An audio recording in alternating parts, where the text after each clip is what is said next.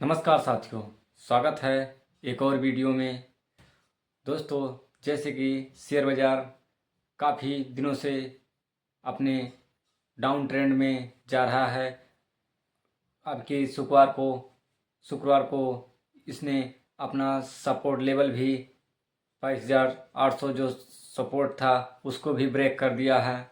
अब ये शेयर बाज़ार कहाँ रुकेगा, अब ये किसी को नहीं पता है।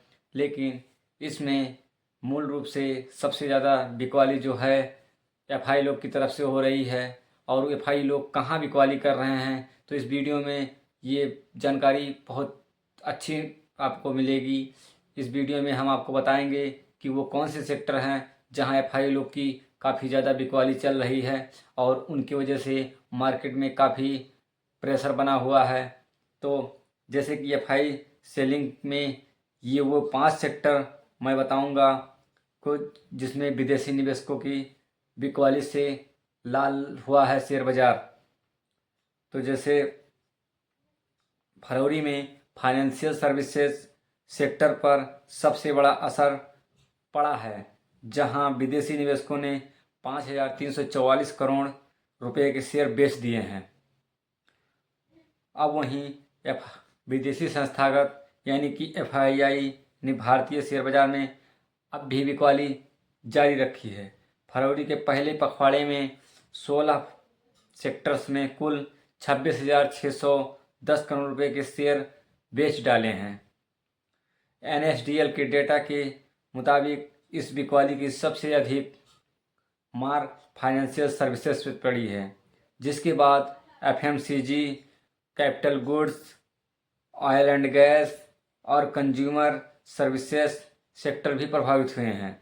वहीं टेलीकॉम, हेल्थ केयर, आईटी और केमिकल सेक्टर में कुछ खरीदारी देखने को मिली है। यह लगातार विदेशी बिकवाली ग्लोबल अनिश्चितताओं और ब्याज दरों को लेकर चिंताओं और बजट के बाद मुनाफा वसूली के कारण हो रही है। अब इस वीडियो में आपको अच्छे से बताएंगे कि उन कौन कौन से सेक्टर हैं। तो जैसे है कि फाइनेंशियल सर्विसेज, फरवरी में जहां फाइनेंशियल सर्विसेज सेक्टर पर सबसे बड़ा असर पड़ा है, यहाँ जहां विदेशी निवेशकों ने 5,344 करोड़ रुपए के शेयर बेच दिए हैं। वहीं जनवरी में इस सेक्टर से 24,949 करोड़ रुपए की बिकवाली के बाद 2024 में अब तक कुल 58,280 करोड़ रुपए की निकासी हो चुकी है। और वहीं बैंकों और एनबीएफसी को सबसे ज़्यादा झटका लगा है, क्योंकि सेंसेक्स और निफ्टी में इनका बड़ा योगदान है। वहीं परिसंपत्ति गुणवत्ता को लेकर बढ़ती चिंताओं और ग्लोबल जोखिमों के बचाव की प्रवृत्ति ने निवेशकों की धारणा को कमज़ोर किया है। और नेक्स्ट है एफएमसीजी सेक्टर। तो संघीय बजट में कर कटौती के जरिए उपभोक्ता खर्च को बढ़ावा देने पर ध्यान दिया गया था, लेकिन इसके बावजूद भी एफएमसीजी सेक्टर में फरवरी में 4,336 करोड़ रुपए की बिकवाली हुई है। और वहीं जनवरी में भी 5,428 करोड़ रुपए की निकासी दर्ज की गई है। और निवेशकों की मांग भी तेजी की उम्मीद थी, लेकिन शुरुआती उछाल के बाद निवेशकों ने इसमें मुनाफा वसूली चालू करना कर दिया, जिससे यह स्पष्ट हुआ कि वह कुछ ही समय की मांग को लेकर वृद्धि को आश्वस्त नहीं है। और नेक्स्ट है कैपिटल गुड्स। तो जैसे कि जनवरी में जारी बिकवाली के बाद फरवरी के पहले 15 दिनों में विदेशी निवेशकों ने कैपिटल गुड्स सेक्टर से 3,206 करोड़ रुपए की निकासी कर दिया है। और वहीं मजबूत ऑर्डर फ्लो और सरकार के बुनियादी ढांचे पर जोर देने के बावजूद भी कोई तत्काल ट्रिगर नहीं होने के कारण ग्लोबल निवेशकों में सतर्कता बनाए रखी है। और नेक्स्ट है ऑयल एंड गैस सेक्टर। वहीं तेल और गैस क्षेत्र में फरवरी में 2,434 करोड़ रुपए की बिकवाली हुई है, जबकि जनवरी में यह 1572 करोड़ रुपए की ग्लोबल कच्चे तेल की कीमतों में उतार चढ़ाव और नियामक अनिश्चितताओं के चलते निवेशकों की धारणा प्रभावित हुई है। और नेक्स्ट है कंज्यूमर सर्विसेज। वहीं कंज्यूमर सर्विसेज में सेक्टर से फरवरी में 2262 करोड़ रुपए की निकासी हुई है, जबकि जनवरी में यह आंकड़ा 8347 करोड़ रुपए की निकासी हुई है। बजट में विवेकाधीन खर्च जो डिस्क्रिशनरी स्पेंडिंग को बढ़ावा देने पर जोर दिया गया था, लेकिन निवेशकों की सतर्कता जारी रही। संभवतः उच्च मूल्यांकन और शहरी उपभोग में धीमेपन की चिंताओं पर का कारण हुआ है। और नेक्स्ट है टेलीकॉम, हेल्थ केयर, आईटी और अन्य सेक्टर्स में निवेश बढ़ा है।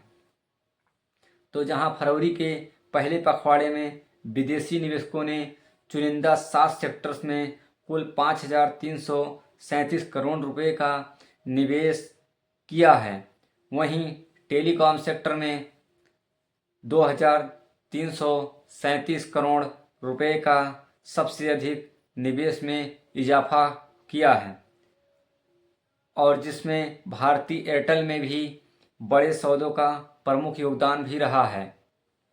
और जहां हेल्थ केयर सेक्टर में 1534 करोड़ रुपए का निवेश आया है, क्योंकि ग्लोबल निवेशकों ने स्थिर आया और मजबूत ग्लोबल मांग के चलते इस सेक्टर को प्राथमिकता दी है।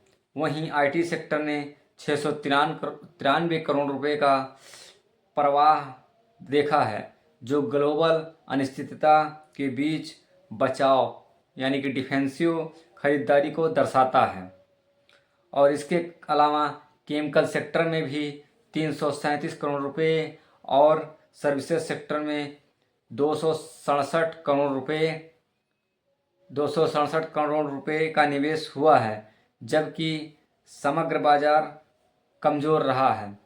तो यही सब बिकवाली का प्रेशर इसीलिए बना हुआ है क्योंकि एफआई लोग लगातार वो हर सेक्टर में बिकवाली करते जा रहे हैं। जिस सेक्टर पे वो ज़्यादा बिकवाली कर रहे हैं वहाँ ही दबाव बन रहा है, जिस वजह से मार्केट में काफ़ी प्रेशर बना हुआ है, जिस वजह से रिटेल इन्वेस्टर को काफ़ी लॉस हो रहा है।